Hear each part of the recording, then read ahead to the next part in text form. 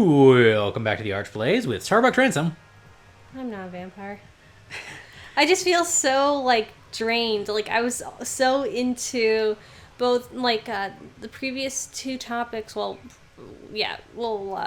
Two topics ago, I was into shitting on Nate and then talking about rewatching my videos. And then halfway getting through you talking about your experience of rewatching videos, I was just like, yeah, tired.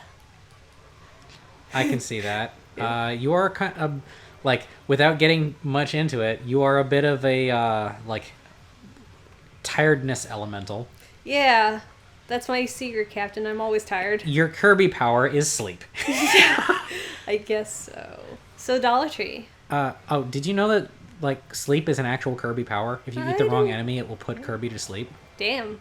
Well, I've never played Kirby, so I wouldn't know that. Oh, you never played Kirby? We need to. You knew this. You knew this about me. There's a local game store that where games are like $2 in bulk, as long as it's sufficiently old, but not so old that they're wrap around to being valuable again. Mm-hmm. So the Wii or Wii U era is gonna be cheap, and we should pick up 10 Kirby games. We'll see. But Kirby games are great for this show. It's easy. You don't have to think about it too hard, but there's still a challenge, and then there's it's a comfy game. It's a comfy game, and we can talk about how laboratories are also the undisputable masters of horror in video games later on. Okay.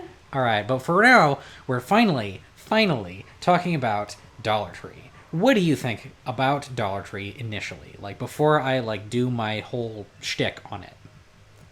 It has a lot of, cheap, useful items. The toys kind of suck, and a lot of the electronic type stuff sucks, but then again, everything's only literally $1, so that's okay. Yeah, this is for people who don't know, there's two kinds of Dollar Trees. There's the kind of Dollar Tree where everything is $5, because the name is a lie. No, isn't that Family Dollar? Yeah, Family Dollar. The name is a lie. It's also Dollar General. And then there's Dollar Tree, where every item is $1. If you buy crackers, they give you $1 worth of crackers. Yeah, everything is $1 or less. They get around it by doing different portion sizes. Yeah, basically. Different portion sizes, and then... And in some cases, they drop the quality.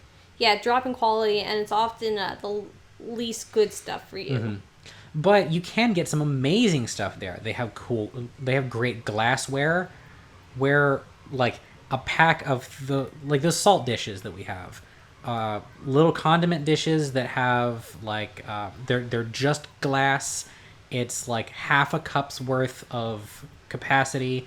You can put whatever in it, a dipping sauce, or I use them to skim the foam when I'm making clarified butter. And we have one around that just has sea salt in it for when you want to just reach in and grab yourself a sprinkle. Yeah. That's an example of something from Dollar Tree. And there's so very many good and terrible things in Dollar Tree. And you would run into some... You have to play around with it a little bit in order to know what's what, or ask somebody who has lots of Dollar Tree experience. Yeah. But it feels like a well-kept secret. It depends. If you're poor, then you know Dollar Tree pretty well. When I was growing up in Northern Illinois, we used to go to Dollar Tree fairly often. Most of our stuff would come from there. It has a lot of good things, especially if you're trying to live very frugally. Mm-hmm. Not necessarily the best, unit price to how much you're actually getting wise. Yeah, but the value proposition isn't always the best. But if you only have $1 and you need this thing right now, you can get it. Yeah, there you go. That's where we got one of the brooms. Yeah. For just picking up sawdust and stuff outside. You can get plates and other kitchenware, ceramics. Often you'll find other places will sell them for in between $2 to $10 a piece, but you just get it for $1 a piece. I got a really nice-ish quality kitchen knife out of that because I bought a garbage kitchen knife and sharpened it. Yeah. And that's the secret with sharpening. Everything you buy is garbage, no matter what it is. You're going to have to sharpen it. You might as well buy something that is the minimum acceptable quality and then sharpen it. Exactly. Yeah. Yeah, there's a lot of interesting stuff at Dollar Tree. Now you've got to make sure to find the right kind of Dollar Tree because not all Dollar Trees are created equal. Yeah, they don't all have all the things, Yeah. which is very annoying. Yeah, you want to look for a bigger type of Dollar Tree. You don't want to look for just a small, only a few aisles, because then they'll just have bare basics that, like, they might be good for most uses, but you won't find a lot of the cool stuff. Mm-hmm. But the Dollar Tree, like, tape measure is one of the best tape measures I've ever had. Really? Yeah. And one of the important factors about it is that it has the centimeters on the bottom instead of on the top. You can use standard measurements very easily from the top, but using metric measurements from the top is really hard because you generally want to pay attention to the millimeters part of it. Mm-hmm. And it's annoying as shit that nobody has centimeters on the bottom in a convenient place, but the Dollar Tree one does, and it's great. That's interesting. There's a lot of good stuff there. You can get like Yeah. a junior hacksaw. You notice that I'm mostly interested in like tools and Well, living of course, stuff. yeah. That's the main thing, probably why anyone would like it. There's a lot of really cheap tools that you can work up into something great. Otherwise, it's just Yeah. a lot of cheap products. Like I wanted a pocket mirror, like one of those pocket compacts that you see that women tend to have. Yeah. But I wanted it to just be a mirror. I just Yeah. want a mirror so that I can look behind stuff, so that I can like, for example, put the correct HDMI into the TV. And I don't have to fumble around with it for like 10 minutes as I'm trying to Yeah. like not move the TV so far that it knocks over everything that was on top of the mantle-y thing. Yeah, if you want something that is a kind of basic household item, but without many of the frills that you would expect to see at, say, like a Walmart or a Target, then Dollar Tree is good for that. Yeah, it was a hand mirror, like a full-size hand mirror and pocket mirror combo for $1. Yeah. That is an excellent value. Yeah. There's lots of good. There's lots of good to be had. There is. I mean, Dollar Tree, like, it could be a pretty shitty place to work, but part of me is also glad they exist. Well, a particularly important thing that I wanted to bring up when you said if you're poor, I am poor. Yeah. I was poor. I have been poor, and will probably stay poor for quite a while, just because that's the way that I prefer to live. Instead of making myself suffer in order to get more money. Yeah. You're a terrible capitalist. Yeah, very much so. Yeah. Now, I didn't know about Dollar Tree until last fucking year because I didn't grow up poor. I grew up middle to middle to upper middle class, and then became poor. And there's a lot of like tips and tricks that poor people have that you just it's so much harder figuring out how to be poor if you were not raised poor. Yeah. It's interesting that, like, that's part of why your fascination with Dollar Tree is just so strange to me, because having grown up poor and having grown up getting most of my things from Dollar Tree, I've got a perception of, well, that's where you find all the shit versions of things that you want.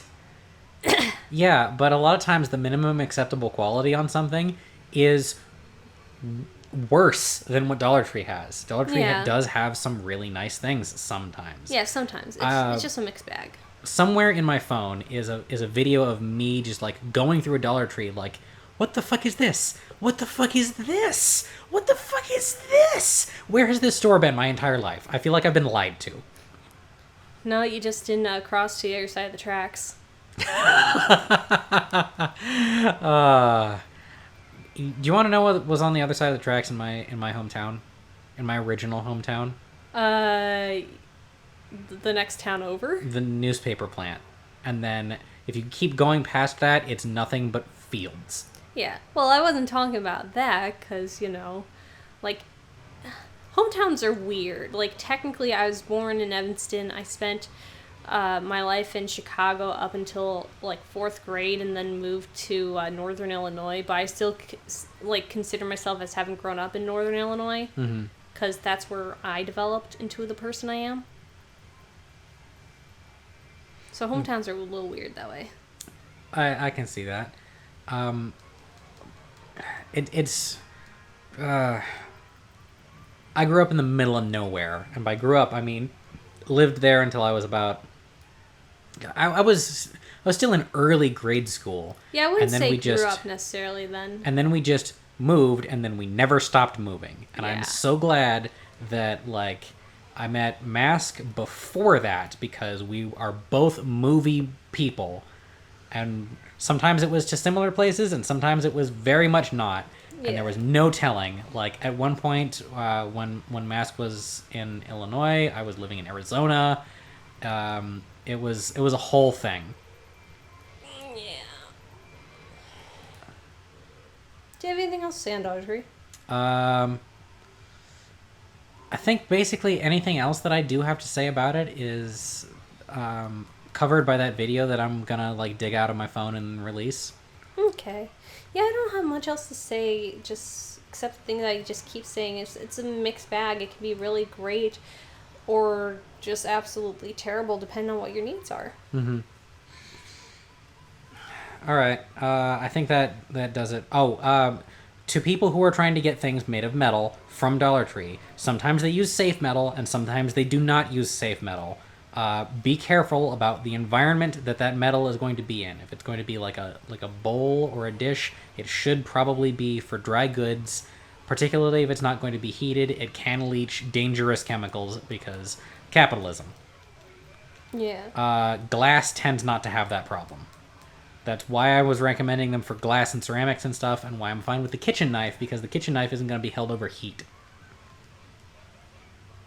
All right. I wanted to get a warning like that out there. Yeah, that's a very good one. Yes. That is a Wait a vitally... minute. Wait. The kitchen knife, does that ever get into the dishwasher?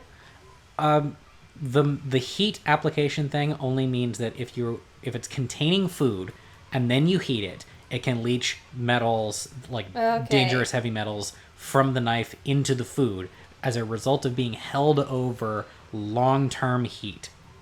Okay, because our dishwasher does like heat drying and stuff.